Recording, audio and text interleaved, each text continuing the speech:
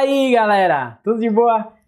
Estamos de novo aqui, diretamente do Estúdio de Boa, para ser bem prático, direto, rápido e falar de ligações químicas, certo? Então hoje a gente vai falar das ligações, introdução a ligações. Então, na aula de hoje a gente vai falar primeiro rapidamente dos gases nobres, a realidade dos gases nobres.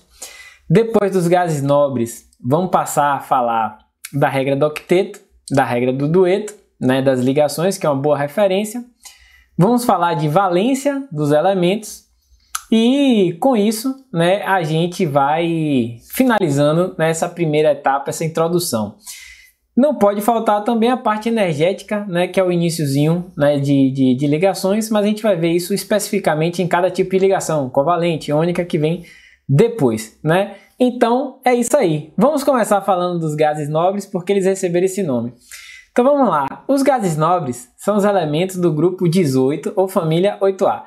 Todos eles têm 8 elétrons na camada de valência, com exceção do hélio, que só tem 2, né? Então o hélio ele só tem 2 elétrons na camada de valência. Então vamos lá falar desses gases nobres, né? Então eles têm 8 elétrons na última camada, com exceção do hélio, né, que tem 2 elétrons na camada, na primeira e única camada, né? Então a primeira é a última dele. Então os gases nobres eles têm todos os subníveis completos e como você pode observar, né, vamos dar uma olhada rápida aqui nos slides. Como você pode observar, os gases nobres eles têm 8 elétrons na camada de valência, né? Todos eles, se você der uma olhada, terminam em a última camada termina em S2, P6, que são 8 elétrons na camada de valência e subníveis completos. E o hélio tem uma camada só e 2 elétrons nessa camada. Então, isso faz com que eles já tenham uma certa estabilidade, né? Então, os gases nobres já têm uma certa estabilidade em virtude de terem todos os seus subníveis completos, né? Então, os químicos observando isso perceberam que a maioria dos gases nobres tem 8 elétrons na camada de valência e o hélio tem 2 elétrons na camada de valência. E são elementos químicos que têm uma certa dificuldade de estabelecer ligações. Não é que não se liga, eles podem se ligar, mas eles têm muita dificuldade em fazer ligações. Então os químicos observaram essa, vamos dizer assim, essa realidade em relação aos gases nobres. E aí começaram a pensar no seguinte, né? Será que se os outros elementos ficarem com configuração eletrônica de gás nobre, será que eles também não vão se tornar mais estáveis? E foi aí que nasceu a regra do octeto e a regra do dueto, como uma referência, né, para o estudo inicial das ligações. Então a regra do octeto e dueto dizem que os elementos tendem a perder, ganhar ou compartilhar elétrons de modo, né, a assumir a configuração eletrônica de um gás nobre, né, que pode ser com 8 elétrons na camada de valência, para a maioria dos gases nobres, ou ficar exatamente com 2 elétrons na primeira camada e ficar igual ao hélio. Mas isso se aplica mais para os elementos menores da tabela periódica, como hidrogênio, lítio e berílio. Então essa é a realidade e essa é a regra do octeto, que diz isso, né? Que os elementos têm essa tendência, né, de ganhar e perder elétrons para adquirir configuração eletrônica de gás nobre. Bom, essa regra é uma referência, então a regra do octeto a gente tem que ter um certo cuidado, né? É uma regra que ela serve como referência, né? Então, todo mundo atinge a regra do octeto fica estável? Nem sempre, né? Então a gente vai ter alguns elementos químicos, né, que eles fogem da regra do octeto, né? E nem por isso, né, eles não vão formar substâncias estáveis, né? Então a regra do octeto é uma referência, né? Então, assim, existem substâncias que se tornam estáveis fora da regra do octeto. Vamos dar uma olhadinha aqui comigo? Então, a regra do octeto e dueto está aqui. Os átomos tendem a compartilhar, perder ou ganhar elétrons, né, de forma a assumir configuração eletrônica de gás nobre. E aqui embaixo tem os exemplos, né? Aqui a gente destaca o fluoreto de boro, BF3, na qual o boro se estabilizou com 6 elétrons, abaixo da regra do octeto. Aqui a gente tem o PF5, né, na qual o fósforo, ao compartilhar, né, ao realizar 5 compartilhamentos, se estabiliza com 10 elétrons. E aqui a gente tem o SF6, na qual o enxofre atinge 2 elétrons, certo? Então, como a gente pode ver, os elementos podem se estabilizar, né, e não estarem em acordo com a regra do octeto. O mesmo é válido para algumas moléculas, né, em que os elementos podem ter o octeto, né, vamos dizer assim, completo, mas não serem moléculas estáveis, né? Então, isso aí vale a pena a gente destacar logo nesse iniciozinho. Então, gente, eu montei aí um resumo para vocês. Vamos dar uma olhada rapidinho nesse resumo? Ó, o resumo diz o seguinte: a regra do octeto, ela vai estar relacionada a vários elementos, então ela vai ser uma boa referência para a gente utilizar em química. Óbvio, né? Ela é bem falada.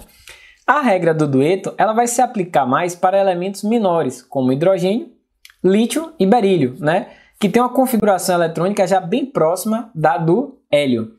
E assim, a regra do octeto tem algumas particularidades, tem algumas exceções, né? Então eu já vou comentar algumas exceções para a gente ouvir falar. Elementos que podem se estabilizar com menos do que 8, que é o exemplo do boro, ou elementos que podem se estabilizar com mais do que 8 elétrons, como o fósforo, que pode chegar até 10, ou né, a gente também pode ter o enxofre, né, que pode chegar até 12 elétrons. Então, isso aí a gente vai trabalhar mais lá para frente, mas já é bom a gente alertar, né, em relação a essas exceções do octeto. Então, nem tudo que atinge o octeto é estável. Perfeito? E aqui, vamos lá, dar uma olhadinha, né, em relação à regra do octeto de alguns elementos. Vamos falar do sódio. Então, o sódio, gente, está aqui, ele tem 11 prótons e 11 elétrons. A distribuição eletrônica dele é 2, 8 e 1 elétronzinho na última camada. O sódio, ele é da família 1A, então ele tem 1 elétron de valência. A distribuição eletrônica do sódio se encontra aqui representada, né? Na qual a gente observa que a gente tem 3s1, né? É o subnível de maior energia, que corresponde ao último nível, que é o númerozinho da frente. Aqui embaixo eu tenho a configuração do neônio, que é o gás nobre mais perto do sódio. Então, se a gente observar, o sódio é um metal, né? Eletropositivo, tem tendência de perder elétron. Então, para ele ficar com a configuração igual a do neônio, basta, né, ele perder um elétron. Então, quando ele perde um elétron, ele deixa de ter a última camada e a última camada do sódio agora passa a ter 8 elétrons e ele fica exatamente com a configuração eletrônica do neônio e fica mais estável, né? Então, quando ele perde elétron, ele adquire a carga mais 1, ele vira um cátion. Então, é muito mais comum, inclusive, a gente encontrar cátions de sódio na natureza do que o sódio metálico, perfeito? Porque o sódio realmente ele se torna mais estável ao perder um elétron. Vamos pegar outro exemplo e vamos falar agora do oxigênio. O oxigênio é um metal, ele é da família 6A, então ele tem 6 elétrons de valência.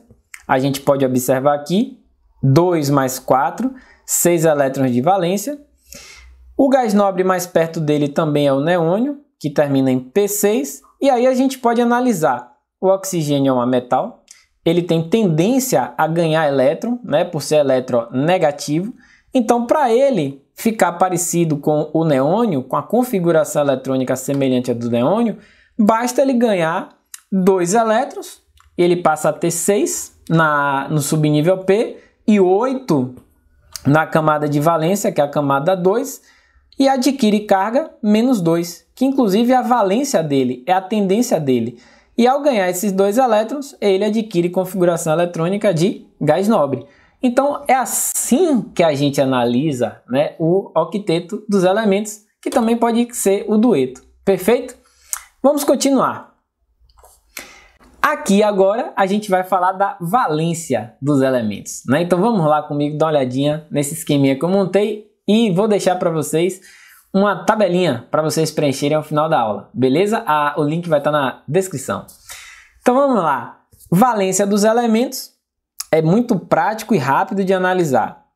Família 1A tem 1 elétron na última camada. Família 2A, 2 elétrons na última camada. Família 3A, 3 elétrons na última camada. Nessas 3 famílias de elementos representativos, basicamente eu tenho metais. né? E esses elementos metálicos, eles têm eletropositividade, têm tendência, né, a perder elétrons. Então, ao perder os elétrons da última camada, eles vão adquirir configuração eletrônica de gás nobre, né? Então, a gente não vai precisar ficar toda hora fazendo distribuição eletrônica. Então, sódio família 1A tem um elétron na última camada. Então, ao perder um elétron, ele adquire configuração eletrônica de gás nobre. Então, a valência do sódio é mais 1, que ao perder um elétron, ele vai adquirir configuração eletrônica de gás nobre. Já o cálcio, ele é da família 2A, tem 2 elétrons na camada de valência. Então, a valência dele vai ser mais 2, porque ao perder 2 elétrons, vai ficar com configuração eletrônica de gás nobre. E o mesmo vai acontecer na família 3A, que a valência é mais 3. Ao perder 3 elétrons, fica com configuração eletrônica de gás nobre. Lembrando que metais têm tendência a perder elétrons. Quando eu vou para as famílias 4, 5, 6 e 7A, isso já muda um pouquinho. Nessas famílias predominam a metais, né? Principalmente a metais, e os ametais já têm tendência a ganhar elétrons. Então, a gente vai analisar a tendência deles de ganhar elétrons, começando pelo flúor da família 7A. 7A tem 7 elétrons na camada de valência. Para chegar ao octeto, precisa de mais 1. Pô, você falou massa. Show! Então, ao ganhar um elétron, ele fica com carga menos 1. Essa, né, é a valência do flúor. Na família 6A, 6 elétrons na última camada, a valência é menos 2, porque ao ganhar 2 elétrons, adquire configuração eletrônica de gás nobre, que é uma configuração, na prática, que vai ser mais estável. E a 5A, ao ganhar 3, adquire configuração eletrônica de gás nobre. Deixei o melhor para o final, o carbono! Na verdade, a família 4A. A família 4A, ela tem uma característica interessante. Tem 4 elétrons na última camada. Aí você pode até fazer análise. Pô, o cara ganha 4 ou ele perde 4 elétrons, né? E aí, ele vai ganhar 4 ou perder 4? E na família 4A, a gente vai depender muito do elemento e dos elementos, na verdade, que ele vai interagir também, né? E assim, tem elementos que vão ter tendência a ganhar e tem elementos que vão ter tendência a perder. Vai depender do raio do elemento. Por exemplo, o carbono, ele tem um raio pequeno. Ele tem uma certa, né? Não vou dizer que é grande, mas ele tem uma boa capacidade também de atrair elétrons, né? E já tem elementos na família 4A que tem raios maiores. Esses vão ter a tendência de perder 4 elétrons e adquirir valência mais 4. Então, a gente pode ter mais ou menos 4 de valência na família 4A. Vai depender muito do elemento. E não se esqueça, o hidrogênio, apesar de estar na família 1A, mas ele só tem um elétron. Para ele ficar parecido com o hélio e ficar dentro da regra do octeto, é mais fácil ele ganhar mais um elétron, né? E ao ganhar um elétron, ele adquire configuração eletrônica do hélio. Então, a valência do hidrogênio é menos 1. Anote aí no seu caderno.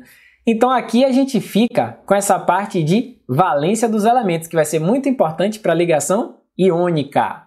Então, vamos lá, seguindo. E aqui agora, para a gente finalizar nossa aula, vamos falar da energia das ligações. Então, eu vou colocar um gráfico que vai aparecer para vocês. Dá uma olhadinha nesse gráfico. Pronto!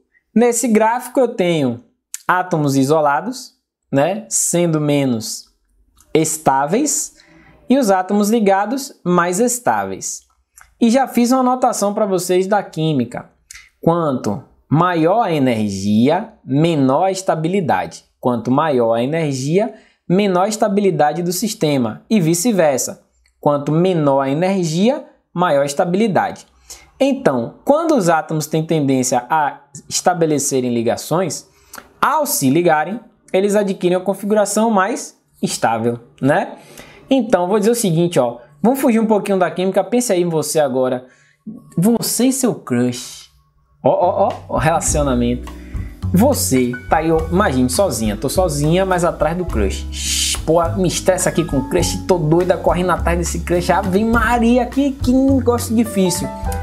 Mas aí, repare, um belo dia seu crush te deu aquele olhar, né, ó. E aí, vocês começaram a interagir. Quando vocês começam a interagir, tudo começa a dar certo. E aí, vocês se estabelecem uma ligação. E quando vocês estabelecem a ligação, vocês ficam mais de boa. Química de boa. Então, se vocês ficam mais de boa na química é ficar menos energético. Vocês ficam mais tranquilos, tá tudo dando certo, felicidade, né? Então, gente, é isso aí. A ligação química é mais ou menos isso. A gente vai explicar as características depois, né? Em relação a iônica, covalente, metálica. Mas é importante você saber que átomos isolados são mais energéticos e os átomos ligados, juntinhos, eles são menos energéticos, né? Adquirem e se tornam mais estáveis, né? Ao fazerem isso, e a energia vai diminuindo. Então, observando o gráfico novamente, vamos lá. Se eu saio dos átomos isolados e passo para os átomos ligados, a energia do sistema diminui. Então, a gente pode dizer que a formação de ligações é um processo exotérmico. Já ao contrário, quebrar a ligação vai ser um processo endotérmico. Lembrando que exotérmico são os processos que liberam energia e o endotérmico são processos que absorvem energia. E para você não esquecer, lembre comigo, ó, quebra é endo, forma é exo, quebra é endo, forma é exo. Então vai quebrando,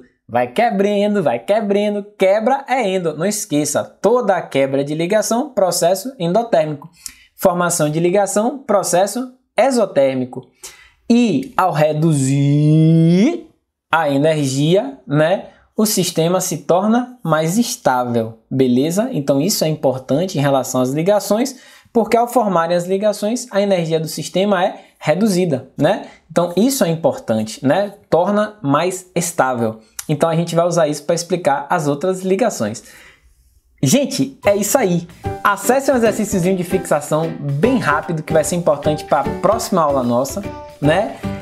E deixe seu like, mande seu beijo, seja feliz, pense em seu crush, vamos ligar, fazendo ligação, processo exotérmico, não vamos pensar em quebrar nada.